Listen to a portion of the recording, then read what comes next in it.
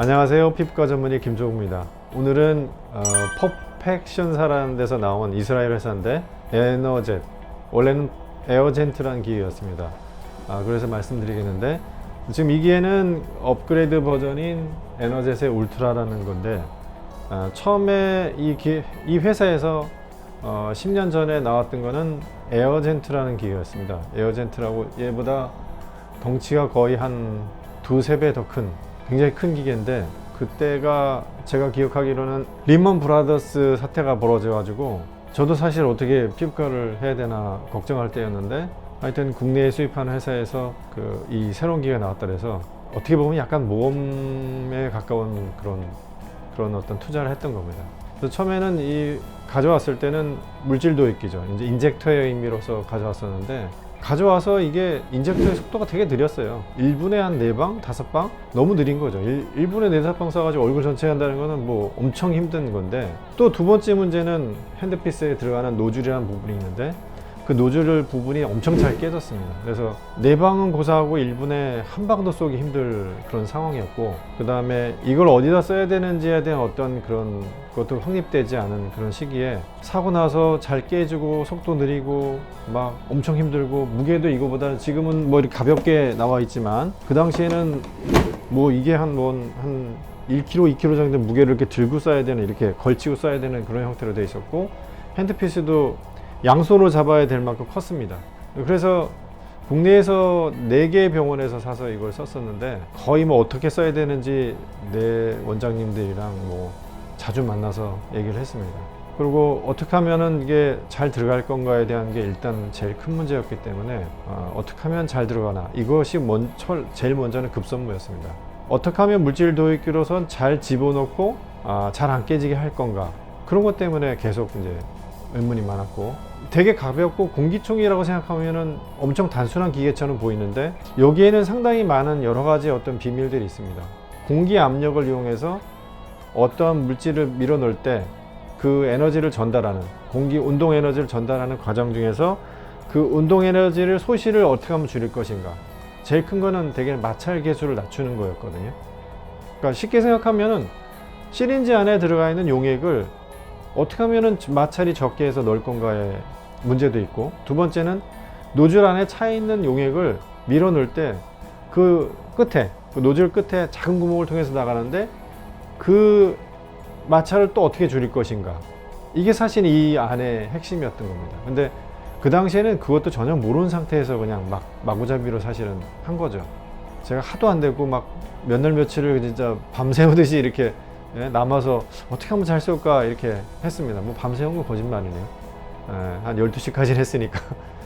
하여튼 이게 저는 사실 굉장히 비싸게 주고 샀습니다. 거의 2억에 가까운 돈을 주고 샀기 때문에 어떻게든 이걸 써봐야겠다고 생각했고, 아까 말씀드렸지만 리먼 브라더스 사태였기 때문에 국내에서도 앞으로의 그 미래가 불투명한 상황이었고, 제가 이렇게 리스로 진행했지만 저질렀다는 것에 대한 후회를 되게 많이 하던 상황이었습니다. 어떻게 하면 잘 이걸 활용할 거에 대한 고민이 컸던 시기였기 때문에, 그러던 와중에 그냥 잘 안 보이는 데에다가 테스트 샷을 한번 이렇게 쏴보겠다고 생각해서 머릿속에다가 한번 쐈던 겁니다. 근데 쐈는데 뭔가 변화가 된 게 눈에 보였어요. 그래서 그 변화가 왜 왔는지에 대한 거를 찾다 보니까, 그러다 보니까 끌어당길 수 있는 부위가 그 부위구나 라고 생각해서, 그 다음부터는 접근을 우리가 보이는 앞쪽을 한 게 아니라 머리 쪽이나 이 헤어라인 쪽에를 찾아보기 시작한 겁니다. 그래서 다시 또 몇 날 며칠을 거기다 싸보다 보니까 처음에는 되고 또 안 되고 뭐를 반복했습니다. 가는 길을 몰랐기 때문에. 그러다가 어느 정도 몇 달을 지나서 해봤더니 그래도 어느 정도 납득할 만한 뭐 변화가 있는 것 같아서, 그 다음부터는 이제 집중적으로 어느 부위가 더 좋은지에 대한 걸 해봤고, 그런 와중에도 여전히 그 노즐은 잘 깨졌고 쏘는 속도는 1분에 4방도 못 쏘는 그런 힘든 상황이었습니다. 그러니까 적은 방수를 쏴서 효과를 낼 수 있는 게 뭔가를 자꾸만 찾게 된 거죠. 그러다가 이제 그 회사에서는 원래 만들었던 퍼펙션사에서는 업그레이드가 좀 나왔고, 노즐의 업그레이드가 있었습니다. 노즐이 잘 깨지는 걸 본인들 알았기 때문에 노즐이 좀 덜 깨지는 걸 갖다 이제 주었고, 그 다음부터 노즐은 좀 덜 깨졌는데 속도는 여전히 느렸습니다. 제가 그런 와중에 그 열심히 하다 보니까 헤어라인 앞쪽에 있는 부위를 쏘게 되면은 이게 당겨진다는 것을 알게 된 겁니다. 그래서 그거를 어느 누구하고 공유해도 사실을 잘 믿지 않았고, 몇 년 동안은 그거에 대한 어떤 기대치나 이런 걸 하는 사람이 없었기 때문에 저 혼자만 그냥 했던 겁니다. 예를 들면 100샷을 쏜다 치면 그 기계로 100샷을 쏘면 1시간을 넘게 해야지 100샷을 쏠 수 있거든요. 그 당시에는 비싸게 받을 수밖에 없었어요. 100샷을 쏘는데 1시간 넘게 걸리니 그 시간을 투자하는 것만 계산해도 엄청난 거잖아요. 일단 속도 느린 거랑 그 노즐의 문제가 있었고, 두 번째는 처음에는 여기다가 이제 필러 있잖아요. 필러를 희석해서 쓰라고 했었는데 제가 이걸 하다 보니까 굳이 필러를 써야 될 이유가 없던 겁니다.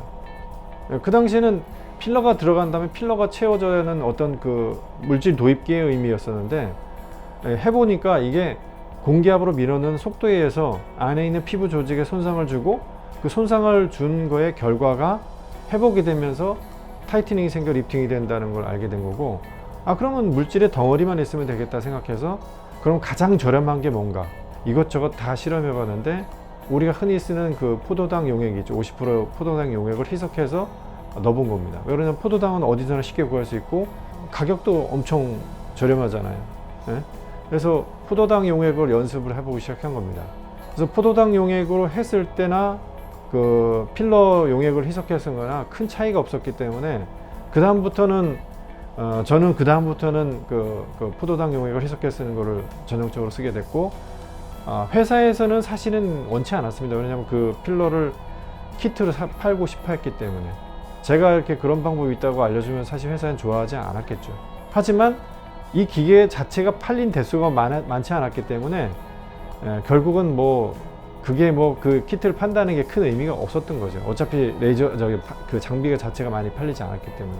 그러니까 이제 첫 창기에 이 기계를 만들었던 그 퍼펙션사의 CEO들은 퇴진하고, 그 다음에 이제 그 밑에 이제 그 엔지니어였던 분이 사장이 되신 거죠. CEO가 된 거고, 또 그 다음에 이제 그분이 이제 만들 때 이거를 축소한 버전을 만든 게 얘랑 모양이 비슷한 에어젠트 2라는 게 나왔습니다. 그 당시에도 그 회사에서는 에어젠트 공기총이라는 의미의 강한 이미지가 있었지, 이걸 어떤 안에 운동 에너지가 작동해서 재생을 일으킨다 그런 개념이 없었기 때문에 에어젠트 2라고 여전히 됐었고, 장비는 작아졌고 핸드핏은 요렇게 모양이 생겼는데 이거하고 모양이 다릅니다. 그렇게 바뀌게 된 거고, 그 다음 쉽게 이렇게 끌고 다닐 수 있었고, 두 번째는 켜지는데 시간이 좀 적게 걸렸고, 그 다음에 이제 여기에 이제 그 밑에는 다 공기 탱크인데, 이 공기 탱크의 열에 의해서 이 모니터가 자꾸만 꺼지거나 뭔가 작동하지 않는 게 있었는데, 그런 걸 개선시켜서 2가 나왔고, 역시 쏘는 속도가 좀 빨라졌습니다. 그래서 그건 1분에 한 15방 정도 쏠 수 있는 정도로 빨라졌습니다.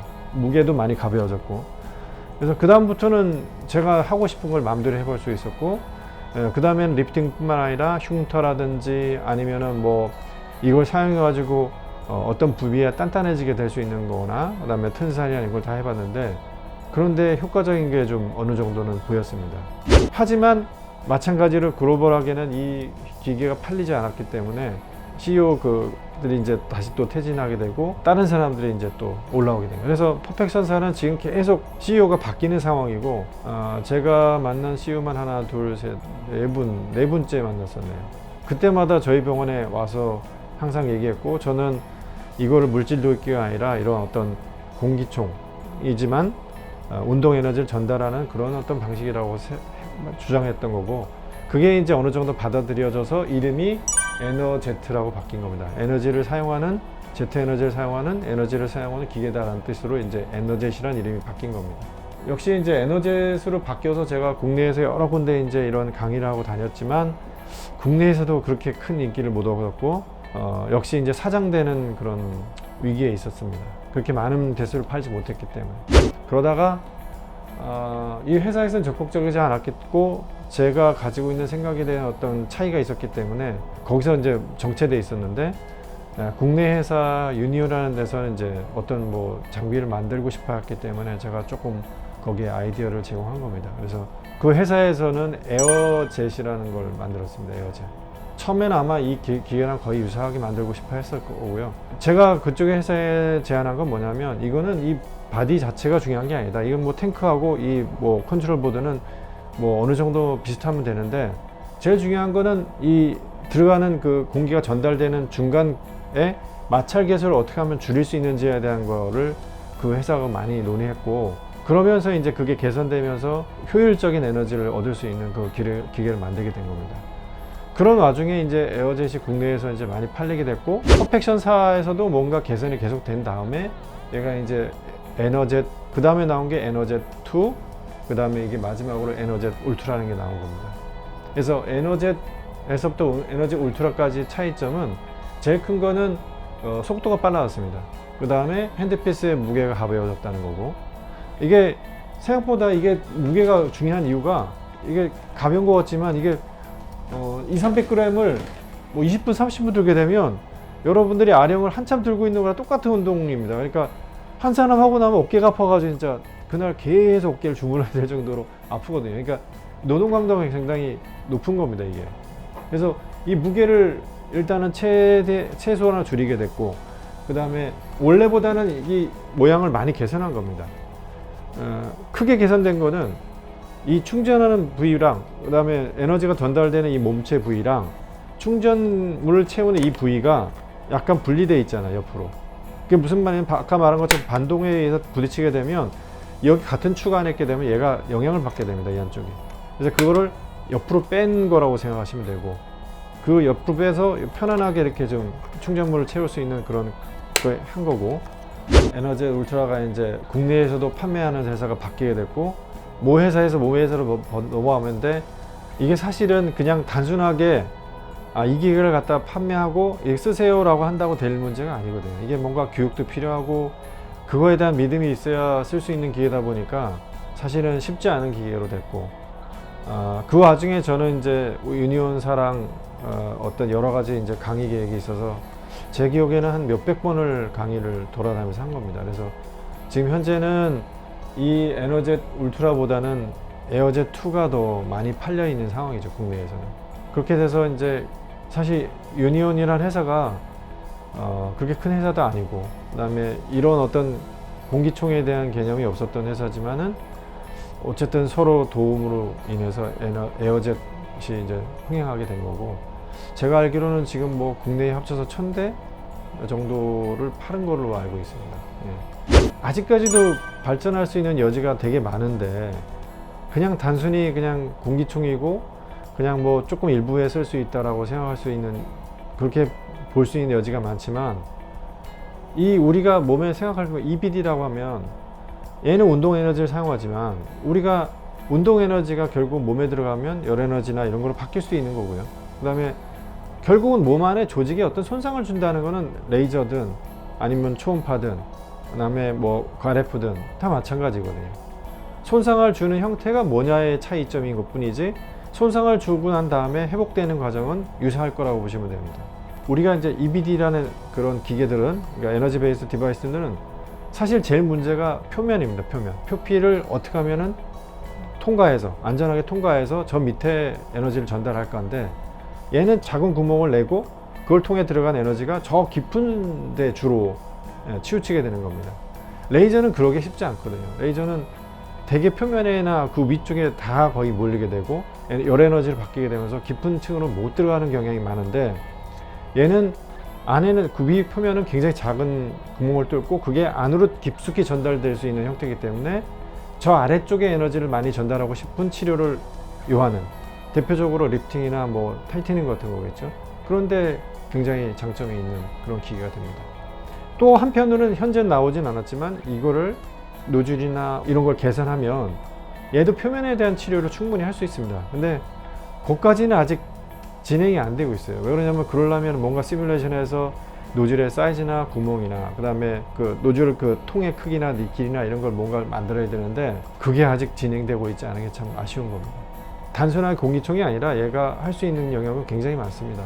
여기에 뭐 물질을 뭘 섞어서 하느냐에 따라서는 요즘 하고 있는 뭐 PLLA나 뭐 이런 것들을 같이 넣을 수도 있는 거고, 또는 뭐 보톡스라든지 다른 비타민C나 이런 걸 투입할 때도 유용하게 사용할 수 있는 기기이기 때문에 범위에 있어서는 어떻게 보면 무궁무진할 수 있는 겁니다. 우리가 CO 트레이저가 처음에는 박피로 나왔지만 그 다음에 뭐 타이트닝하는 데 쓰기도 하고 뭐 심지어는 탈모라든지 다른 어떤 조직의 변화를 일으킬 때 CO 트레이저를 쓰듯이 이 기계도 용도를 어떻게 변경하냐에 따라서는 다양한 목적으로 바뀔 수 있는 여지가 있게 되는 겁니다. 그래서 오늘은 에너젯, 처음에 에어젠트죠. 에어젠트의 역사랑 그걸 어떻게 활용하게 됐는지에 대해서 말씀드렸습니다.